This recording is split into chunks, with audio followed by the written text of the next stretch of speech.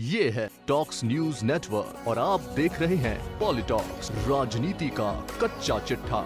Corona संक्रमित मरीजों के लिए अब एक और दवा उपलब्ध होने वाली है। DRDO की एंटी कोविड दवा 2-डीऑक्सी-डी ग्लूकोज को हाल ही में आपात इस्तेमाल के लिए DCGI ने मंजूरी दी है। DRDO के चेयरमैन सतीश रेड्डी ने कहा कि 11 या 12 मई से ये एंटी कोविड दवा मार्केट में उपलब्ध होना शुरू हो जाएगी। रेड्डी ने कहा कि शुरुआत में दवा की कम से कम 10,000 डोज मार्केट में आ सकती है। चेयरमैन सतीश रेड्डी ने कहा कि DRDO और डॉक्टर रेड्डी लैब द्वारा बनाई जाने वाली इस दवा को DCGI ने मंजूरी दे दी है। इस दवा के सेवन से ऑक्सीजन पर निर्भर कोरोना मरीज 2 से 3 दिन में ऑक्सीजन सपोर्ट को छोड़ देंगे और जल्द ठीक होंगे। जल्द ही यह दवा अस्पतालों में उपलब्ध होगी। DRDO के चेयरमैन सतीश रेड्डी ने कहा कि मरीज इस दवा को डॉक्टर की सलाह के आधार पर ही लें। बता दें कि 2DG दवा पाउडर के रूप में पैकेट में आती है। इसे पानी में घोल कर पीना होता है। गैस और बदहजमी के लिए इनो पाउडर जैसे पानी में घोल कर पीते हैं, उसी तरह 2DG को भी पिया जा सकेगा। यूँ तो इस बारे में आधिकारिक जानकारी सामने नहीं आई है।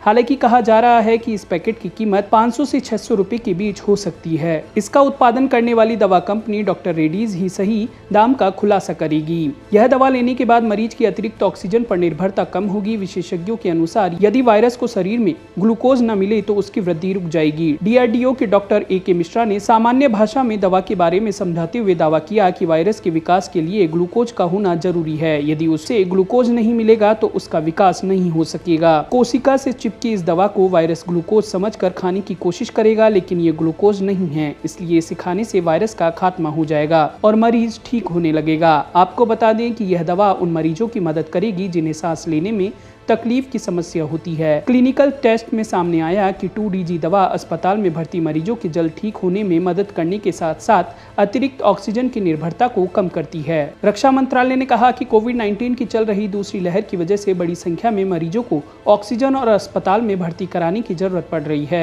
इस दवा से कीमती जिंदगियों के बचने की उम्मीद है, क्योंकि यह दवा संक्रमित कोशिकाओं पर काम करती है। यह कोविड-19 मरीजों के अस्पताल में भर्ती रहने की अवधि भी कम करती है।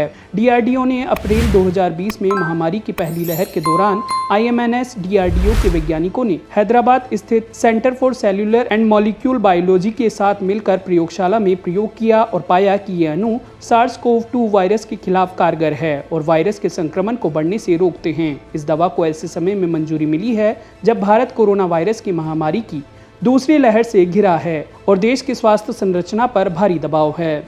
पॉलिटॉक्स ब्यूरो, दिल्ली। ये है टॉक्स न्यूज नेटवर्क और आप देख रहे हैं पॉलिटॉक्स, राजनीति का कच्चा चिट्ठा।